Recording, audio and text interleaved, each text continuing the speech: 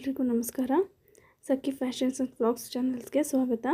ಇವತ್ತಿನ ವಿಡಿಯೋದಲ್ಲಿ ನಾನು ಬ್ಲೌಸ್ ಸ್ಟಿಚ್ ಮಾಡೋದಕ್ಕೆ ಬೇಕಾದಂಥ ಅಳತೆಗಳನ್ನ, ಅಂದರೆ ಯಾವೆಲ್ಲ ಅಳತೆಗಳನ್ನ ನಾವು ತೊಗೋಬೇಕು ಅನ್ನೋದನ್ನು ಒಂದು ಲಿಸ್ಟ್ ಮಾಡಿ ಅದನ್ನು ಶೇರ್ ಮಾಡ್ತಾಯಿದ್ದೀನಿ. ಹೊಸದಾಗಿ ಯಾರೆಲ್ಲ ಬ್ಲೌಸ್ ಸ್ಟಿಚಿಂಗ್ನ ಕಲಿಬೇಕು ಅಂತ ಅಂದ್ಕೊಂಡಿದ್ದಾರೆ ಅಥವಾ ಕಲಿತಾ ಇದ್ದಾರೆ ಅವರಿಗೆ ವಿಡಿಯೋ ಹೆಲ್ಪ್ ಆಗಲಿ ಅನ್ನೋ ಕಾರಣಕ್ಕೋಸ್ಕರ ಈ ವಿಡಿಯೋನ ಶೇರ್ ಮಾಡ್ತಾಯಿದ್ದೀನಿ. ಯಾವುದೊಂದು ಮೆಷರ್ಮೆಂಟ್ ಬೇಕು ಅನ್ನೋದನ್ನು ನೋಡ್ತಾ ಹೋಗೋಣ. ವಿಡಿಯೋನ ಸ್ಕಿಪ್ ಮಾಡಿದೆ ಕೊನೆವರೆಗೂ ನೋಡಿ. ಇದು ಥಿಯರಿ ಆಗಿರುತ್ತೆ. ನಾವು ಯಾವುದೆಲ್ಲ ಮೆಷರ್ಮೆಂಟ್ ಬೇಕಾಗಿರುತ್ತೆ ಅಂತ ಒಂದು ಲಿಸ್ಟ್ ಅನ್ನೋದನ್ನ ರೆಡಿ ಮಾಡಿದ್ದೀನಿ. ಈಗ ಮೊದಲನೇದಾಗಿ ಬ್ಲೌಸ್ ಸ್ಟಿಚ್ ಮಾಡೋದಕ್ಕೆ ಅಥವಾ ಕಟ್ ಮಾಡೋದಕ್ಕೆ ಬೇಕಾದಂಥ ಮೆಷರ್ಮೆಂಟ್ ಅಂದರೆ, ಬ್ಲೌಸಲ್ಲಿ ಮೊದಲನೇದಾಗಿ ಬ್ಲೌಸ್ ಲೆಂತ್ ಅಂದರೆ ಬ್ಲೌಸಿನ ಉದ್ದ. ಇದು ನಾವು ಮೊದಲನೇದಾಗಿ ಬ್ಲೌಸ್ನ ಕಟ್ ಮಾಡುವಾಗ ಮಾರ್ಕ್ ಹಾಕ್ಕೊಳ್ಳುವಂಥ ಮೊದಲನೇ ಅಳತೆ ಆಗಿರುತ್ತೆ ಬ್ಲೌಸ್ ಲೆಂತ್ ಅನ್ನೋದು. ಇದನ್ನು ಸರಿಯಾಗಿ ನಾವು ಅಳತೆ ಮಾಡ್ಕೊಬೇಕಾಗುತ್ತೆ. ಬ್ಲೌಸ್ ಲೆಂತ್ ಇದು. ಬ್ಲೌಸ್ನ ನಾವು ಕಟ್ ಮಾಡುವಾಗ ಮೊದಲನೇದಾಗಿ ಮಾರ್ಕ್ ಹಾಕುವಂಥದ್ದೇ ಬ್ಲೌಸ್ನ ಲೆಂತು. ಇದಕ್ಕೆ ಸ್ಟಿಚಿಂಗ್ ಮಾರ್ಜಿನ್ನ ಆ್ಯಡ್ ಮಾಡಿ ನಾವು ಬ್ಲೌಸ್ ಲೆಂತ್ನ ಮೆಷರ್ಮೆಂಟ್ ತೊಗೊಬೇಕಾಗುತ್ತೆ. ಇನ್ನು ಎರಡನೇದಾಗಿ ಬ್ಲೌಸ್ದು ಚೆಸ್ಟ್ ಎಷ್ಟಿದೆ ಅನ್ನೋದನ್ನು ನಾವು ಕನ್ಸಿಡರ್ ಮಾಡಬೇಕಾಗುತ್ತೆ. ಅಂದರೆ ಬ್ಲೌಸ್ದು ಎದೆ ಸುತ್ತಳತೆ ಎಷ್ಟಿದೆ ಅನ್ನೋದು. ನಾನು ಹಿಂದಿನ ವೀಡಿಯೋಗಳಲ್ಲೆಲ್ಲ ಹೇಳಿದ್ದೀನಿ ಬ್ಲೌಸ್ದು ಎದೆ ಸುತ್ತಳತೆನ ಯಾವ ರೀತಿ ಮೆಷರ್ಮೆಂಟ್ ತೊಗೊಬೇಕು ಅನ್ನೋದನ್ನು.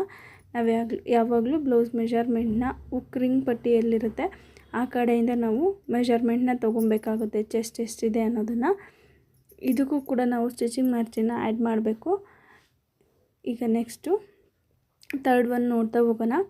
ಥರ್ಡ್ ಒನ್ನಲ್ಲಿ ಬರುವಂಥದ್ದು ಶೋಲ್ಡರ್ ಅಥವಾ ಭುಜ. ಇದು ಕೂಡ ನಾವು ಬ್ಲೌಸ್ನ ಮೆಷರ್ ಮಾಡುವಾಗ ಬೇಕಾಗುವಂತಹ ಮೆಷರ್ಮೆಂಟ್ ಆಗಿರುತ್ತೆ. ಇದನ್ನು ನಾವು ಸರಿಯಾಗಿ ಅಳತೆ ಮಾಡೋದು ತುಂಬ ಇಂಪಾರ್ಟೆಂಟ್ ಆಗುತ್ತೆ.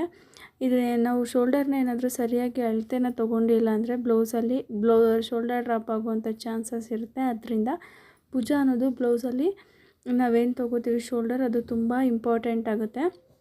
ನಾವೇನು ಭುಜನ ಅಳತೆ ಮಾಡುವಾಗ ಏನು ಶೋಲ್ಡರ್ ಮೆಷರ್ಮೆಂಟ್ನ ತೊಗೊಂಡಿರ್ತೀವಿ ಅದರ ಅರ್ಧ ಭಾಗದಷ್ಟು ನಾವು ಕಟ್ ಮಾಡುವಾಗ ಮಾರ್ಕ್ನ ಡಿವೈಡ್ ಮಾಡಿ ನಾವು ಶೋಲ್ಡರ್ನ ಮಾರ್ಕ್ ಮಾಡ್ಕೊಬೇಕಾಗುತ್ತೆ. ಈಗ ಎಕ್ಸಾಂಪಲ್ಗೆ ಶೋಲ್ಡರ್ ನಮಗೆ 14 ಇಂಚ್ ಬಂತು ಅಂದರೆ ಅದರ ಅರ್ಧ ಭಾಗ ಅಂದರೆ 7 ಇಂಚಸ್ಸಷ್ಟು ನಾವು ಶೋಲ್ಡರ್ನ ಮೆಷರ್ ಮಾಡಿ 7 ಇಂಚು ಶೋಲ್ಡರ್ನ ನಾವು ತೊಗೊಬೇಕಾಗುತ್ತೆ.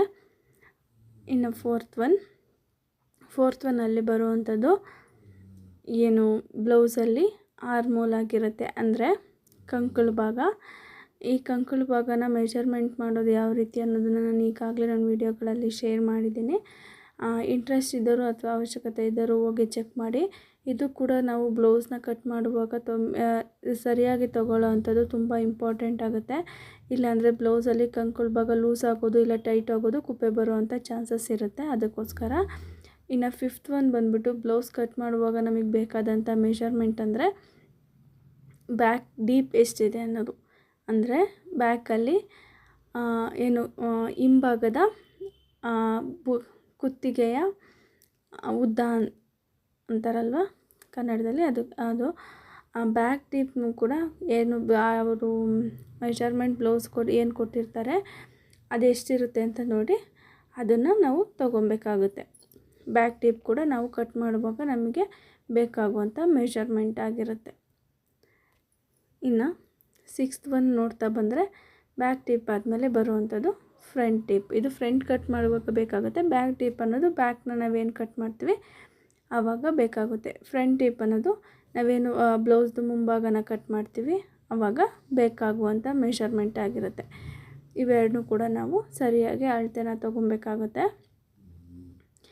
ಇನ್ನು ಸೆವೆಂತ್ ಒನ್ ಬಂದರೆ ಬ್ಲೌಸ್ ನಾವು ಏನು ಕಟ್ ಮಾಡುವಾಗ ಬೇಕಾಗುವಂಥ ಮೆಷರ್ಮೆಂಟ್ ಅಂದರೆ ಟಕ್ ಪಾಯಿಂಟ್ ಅನ್ನೋದು.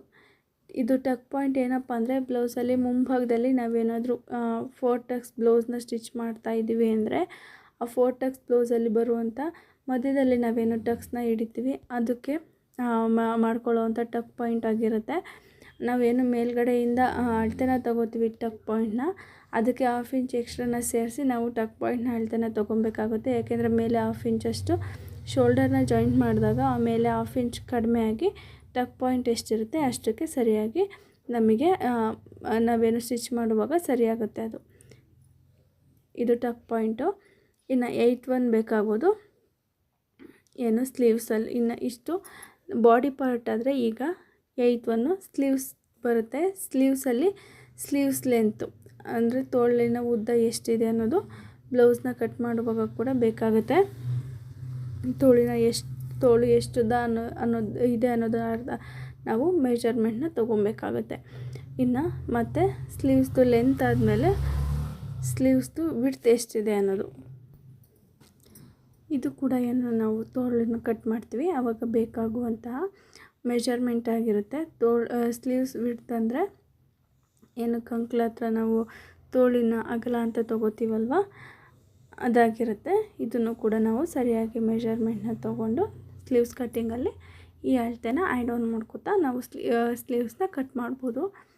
ಇನ್ನು ಇಷ್ಟಾದಮೇಲೆ ಮತ್ತೆ ಸ್ಲೀವ್ಸ್ದು ರೌಂಡ್ ಅಂತ ನಾವು ಮೆಜರ್ಮೆಂಟ್ನ ತೊಗೊಬೇಕಾಗುತ್ತೆ. ಆ ಸ್ಲೀವ್ಸ್ ರೌಂಡ್ ಅಂದರೆ ತೋಳಿನ ಸುತ್ತಳತೆ ಎಷ್ಟಿದೆ ಅನ್ನೋದು ಇದನ್ನು ಕೂಡ ನಾವು ಮೆಜರ್ಮೆಂಟ್ ತೊಗೊಂಡು ಅದನ್ನು ಸ್ಲೀವ್ಸ್ ಕಟ್ಟಿಂಗಲ್ಲಿ ಬಳಸ್ಕೊತಾ ಹೋಗ್ತೀವಿ. ಇದಿಷ್ಟಾಗಿದೆ. ಈಗ ಲಾಸ್ಟ್ ಒನ್ ಅಂತ ಬರೋದು ಇಷ್ಟಾದಮೇಲೆ ಇನ್ನೂ ಒಂದಿದೆ ಲಾಸ್ಟ್ ಒನ್ನು, ಅದು ಸೊಂಟದ ಸುತ್ತಳತೆ ಎಷ್ಟು ಅನ್ನೋದು.